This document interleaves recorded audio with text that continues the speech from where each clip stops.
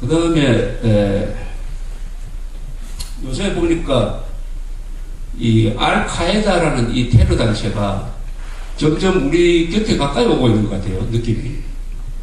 이번에 월간조선에 제가 기사를 하나 썼습니다만 이미 이 알카에다는 9월 11일 2001년 9월 11일 뉴욕 월드 트레이드 센터를 공격하는 그 작전을 세울 때 거의 동시에 동아시아에서도 그와 비슷한 작전을 세웠는데 어떤 작전이냐면은 여기서 출발하는 미국 비행기를 납치를 하는데요. 미국 비행기 뭐 델타 항공이라든지 유나이티드 에어라인, 아메리칸 에어라인 이런 것을 납치를 해가지고 이 주한 미군 기지에 자폭 테러를 하는 월드 트레이드 센터로 돌입했던 것과 똑같은 방식으로 하는 이런 계획을 세웠어요.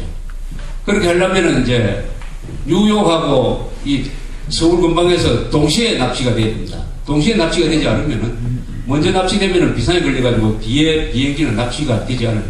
그러니까 모든 비행기를 출발을 금지시킵니다. 어떻게 타이밍을 맞추는 요 연구를 하다가 보니까 이 동아시아에서 출발하는 미국 항공사가 그렇게 많지 않으니까 중간에 중단을 했어요. 이 정도로 지금 주한미군 그리고 한국에 대해서 적대적인 생각을 갖고 있으니까 이번에 예멘에서 한국 관광객을 노려가지고 4명을 그렇게 복사를 시켰어요. 그리고 1995년에는 또 어떤 일이 있었냐면은 월드 트레이드 센터 폭파가 1993년에 먼저 한 번 있었습니다. 그때는 지하 주차장에 폭탄을 넣고 터뜨렸는데 다행히 한 7명밖에 안 죽고 건물이 무너지지가 않았어요. 원래 목표는 그걸 터뜨리면은 그 북쪽 타워가 이렇게 쓰러지면서 남쪽 타워를 밀어가지고 두 건물이 다 쓰러지도록 했는데 이 폭발량이 충분하지 못해가지고 7명 죽는데 그쳤어요. 그게 제1차 월드 트레이드 센터 폭파 사건인데 그걸 주동했던 자가 유세프라는 이 폭탄 만드는 전문가입니다. 이 사람이 도망쳐가지고 수배를 받고 있는 상태에서 94년부터 95년 사이에 필리핀에 들어가가지고 필리핀에서 아파트를 하나 빌려가지고 폭탄을 만들기 시작했습니다. 폭탄을 만들어가지고 이제 비행기를 상대로 테러를 하려고 여러 가지 이제 시도를 하는데 사제 폭탄이니까 이게 제대로 터지는지 확인하기 위해서 확인하는 실험부터 했어요. 극장 밑에다가 그 폭탄을 넣고 나오고 그래서 터졌어요. 그 다음에는 실전 연습 비슷하게 어떻게 했냐면은 필리핀 출발해가지고 저 동경으로 가는 비행기에 이 범인이 탔어요. 유세프라는 범인이 탔는데 폭탄을 들고 탄 게 아니고 폭탄을 만드는 그 부속품을 들고 탔어요. 부속품이 여러 가지입니다. 우선 액체니까 그 액체를 요만한 그 병에 넣어가지고 탔어요. 그 병은 뭐냐면 콘택트 렌즈를 닦는 그 왜 용액병이 있지 않습니까? 그거 작습니다. 거기에 마치 콘택트 렌즈 용액인 것처럼 넣어가지고 타고, 그 다음에 도화선은 어떻게 시계줄에다가 붙이고, 그 다음에 이 배터리가 있어야 되니까, 배터리는 자동 인형이 막 움직일 때 보면 배터리가 요만한 게 들어있습니다. 그걸 들고 타고, 그 다음에 이 터뜨릴 때 필요한 이 전지장치는 조그만 꼬마 전구를 사용하고, 이렇게 해가지고 가지고 타서 이 사람이 화장실에 들어가서 그걸 딱 조립을 해가지고 그 적석에서 폭탄을 만들었어요. 그래가지고 26K라는 그 자리 밑에 딱 놓고 그 다음에 중앙기체부지에서 이 사람 내려버렸습니다. 왜 그 자리를 선택을 했느냐면 그 자리가 바로 잠보의 중앙연료탱크 바로 위에 있기 때문에 거기 터지면은 연료탱크가 터져가지고 비행기가 폭발할 거다. 이렇게 계산하고 중간에 내렸어요. 그래서 이 비행기가 동경으로 가다가 오키나와 금방 지날 때 터졌어요. 그래서 타고 있던 사람은 몸이 두노망이라서 죽고, 다행히 이 연료탱크는 터지지 않았습니다. 왜냐하면 이 자리가 조금 다른 비행기보다 한 두 자리 정도 이렇게 앞당겼기 때문에. 그래가지고 폭탄 성능을 확인한 다음에는 어떤 작전을 세웠느냐 하면, 우선 기포공항을 출발하는 미국 비행기 4편을 4편에다가 폭탄을 장치하기로 하는 등 포함해가지고 12편의 비행기에다가 폭탄을 장치하는 그런 공작을 하기 시작합니다. 그래서 공작을 훈련해가지고 그 사람들은 안에 들어가서 폭탄을 장치한 다음에 중간에서 다 내려요. 그러면 이 비행기가 태평양상 지날 때 동시에 폭발됩니다.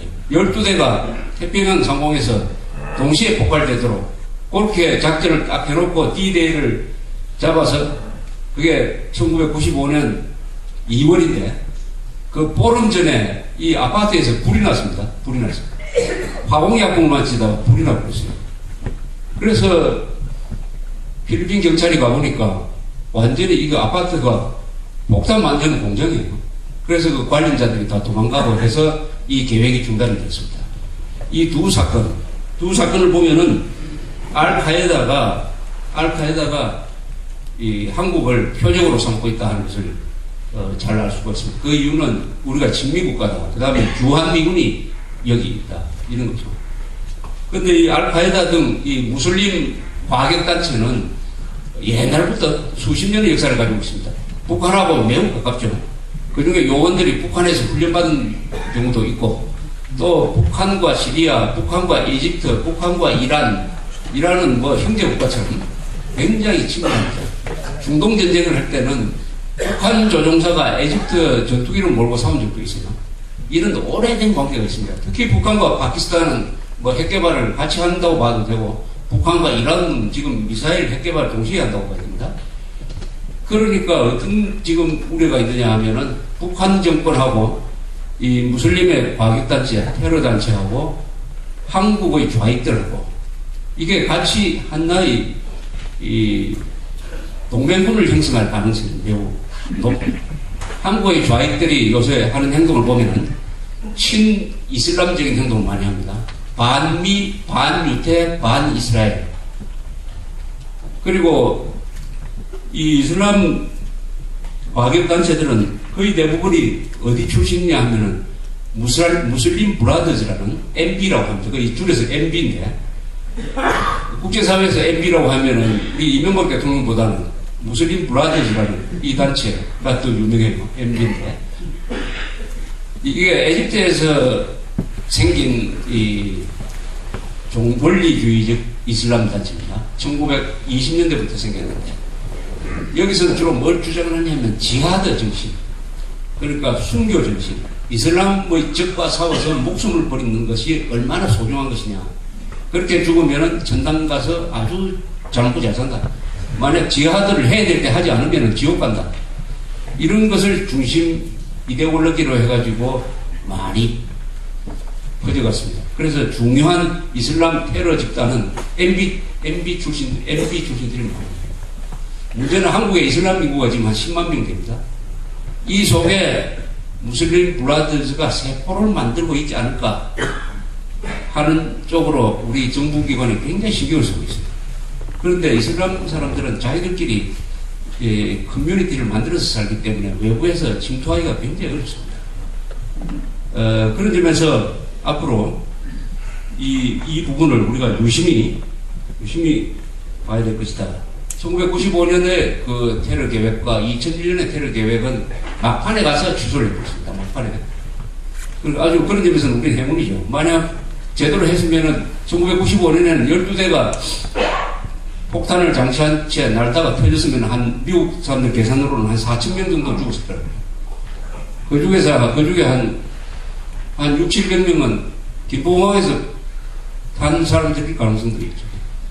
어쨌든 이런 사안에 대해서 우리가 너무 무관심한데, 그래서 국정원에서 이 9.11 사건 났을 때부터 이게 국가적인 대테러 조직과 법령을 준비를 해야 되겠다 해가지고 대테러 센터를 만든다든지, 또 요새 핸드폰을 이 정상적인 방법으로는 감청이 불가능합니다.